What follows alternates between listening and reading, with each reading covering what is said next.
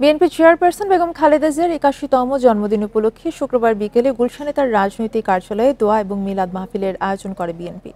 এতে বিএনপির সকল স্তরের নেতাকর্মীদের সাথে লন্ডন থেকে ভার্চুয়ালি যুক্ত হন বিএনপির ভারপ্রাপ্ত চেয়ারম্যান তারেক রহমান। বান্ডেল থাকলে প্রতি সেনমানিতে টাকা বাঁচবে। বিকাশ সেনমানি বান্ডেল কিনে জিতুন প্রতি লেনদেনে। এই দোয়া মাহফিল অনুষ্ঠানে বেগম খালেদা জিয়ার রোগ মুক্তি এবং সুস্থতা কামনা করা হয়। অনুষ্ঠানে আব্দুল মঈন খান, নজরুল ইসলাম খান, সালাউদ্দিন আহমেদ, আমির খসরু মাহমুদ চৌধুরী, মির্জা আব্বাস, গয়েশ্বর চন্দ্র রায় সহ সিনিয়র নেতারা উপস্থিত ছিলেন।